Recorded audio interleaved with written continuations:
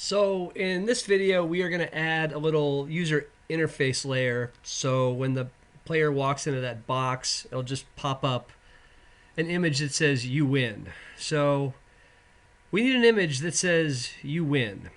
And if you go to where arg Schoology, you will see that I've put one in there in the assets for the obstacle course project. You can make your own. I just made this one on cooltext.com. There it is. There's that font right there. This is a good website for just designing buttons and user interface stuff that looks cool. And there's another one I like called TextCraft, although I think I like Cool Text a little, or Cool Text a little bit better. So there's a whole bunch of different fonts here, and you can make kind of cool artwork. They're cool buttons and user interface stuff. Or you can just download the one out of the assets here or on the T drive if that's available to you. So let's go back to Unity. And in the assets folder, what I'm going to do here is make a new folder. I'm going to call it images because remember, you want to keep all of your stuff organized. And let me go into my images folder, and I'm going to right click on a blank area and select import new asset. I'm going to go grab that image, and there it is. There's the you win image. I'm going to double click on it, and it's going to get imported. Now you'll notice that there's like black all around this thing. It's because we have to say what type of image this is. So up here at the top right, when you see there's a texture type, what you want to do is change that to 2D and user interface, because that's where the sprite's going. It's going on our user interface, so we want to select 2D and user interface. And click apply. Usually it asks me to click apply. Why isn't it not? Oh, and then, okay, I'll just click apply. There's an apply button. Yay, and now you can see that there's transparent around that thing. Okay, so let's go add a user interface layer. So that's under the game object menu. And if you come down here to user interface, you can select image. And now you'll see we've got this kind of plane here. That's our user interface layer. And let's take, you can see here that, on the source image, there's a place to drag in a sprite. We can take the image and actually just drag it right in there, and you'll see that now that image is showing up. However, it's all distorted, it's warped, like the aspect ratio is wrong. But there's this button here, you see set native size. Just click on that, it'll fix that problem. So if you run this thing now, you'll see that, oh, well, that's wonderful, because before when I did this, it centered it perfectly. Arg, all right, now I gotta go figure that out. Okay, so the solution to the off-center image is to go up here and make sure that you've got center set as the position, as kind of the anchor, and then just set 0, 0, 0 in here for your coordinates. And now if you run this, we'll see that the image is centered and it's in the correct aspect ratio. Great. So now the problem is we don't want to see that image until the player enters the box at the end. So up here in the inspector, you'll see that there's this little checkbox. This is the active flag. So we can toggle objects on and off using this flag, and we can set this flag in the code in our script. So let's leave that unchecked for now. And what we're going to do now is go back to our end zone script.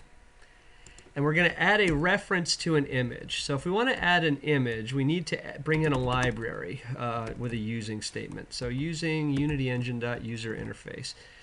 That allows us now to, now we have the definitions for the user interface types, of which the image is one of those things. So now I can declare an image variable, and it's going to contain a game over. We'll call it game over image. So we have a variable called game over image, and it is referencing an image. And let's make it public so we can set it in the inspector. So now if I go back to Unity and we wait just a little bit on the end zone, you should see that now there is there's our end zone. You should see now there's a slot for the game over image. And what we're going to do is take this image and we're going to drag it over here into the slot. And now in the code, we can toggle when we toggle game over image on and off, or we make it active and not active. What we're doing is toggling this thing. Whoops, that's not the end zone. Sorry. The end zone has a reference to that image, right? So in that script, what we're going to be doing is toggling that image on and off. So let's leave it off and then make sure we didn't mess up the end zone. Make sure your end zone is active. So that's what that's going to work. We're going to take this image and we're going to drag it over into the field on the script. So if we go back to our end zone script, now this image variable is referencing that image in our user interface. And now we can turn it on and off. So in the code here, when the player enters the box, let's turn that image on. So let's look at game over image and see what's in there. Do we have a set active? Or do we have an active variable? Is active, set active. I know it's in here somewhere. How about game? Let's try this. Game over dot active equals true. Can we do that? Is it going to be a jerk and make us do set active? Okay. Set active. There we go. So we're going to activate the object that's attached to that game image. Get that image's object and set it to be active. And then when we put the player back at the start, we just want to take that and turn the image off. So get the image's object and set its active flag to false. Turn the object off. All right, so now let's actually go test it.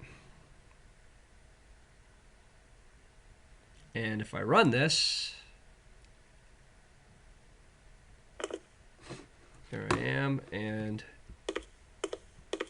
oh my gosh, it like turns on the user interface, and now it should teleport me and turn the image off. Cool. And now I'm back where I started. Whoa. And and maybe you want to put something, 3DS, use 3ds Max to make a sign or something. Even if you just in Microsoft Paint, you just paint like, get here and drag it onto a cube and scale the cube so it's flat. It's like at least something, so the player kind of knows where they want to get. Or you could find some asset and put it up there so that it's like the player's got to collect the treasure or something like that. So so there it is. There's our user interface layer, and well, that's about it. So let's go back to that script, and I'll kind of zoom out here, and there you go. So now you can, I don't know if you can see that and out there in video land, probably not. So that's it. That's all there is to our end zone script. I don't know if I'll do another video or not. I mean, the pieces are all there. If I can find some time to make my thing really pretty, I will come back and share those tips and tricks. Otherwise, that's everything you need for a working obstacle course. There's lots of cool embellishments. There's kind of all sorts of cool stuff you could do with this, but I don't know if we'll get to it. So I don't know if you could at least get that much done. I would say that's a solid obstacle course.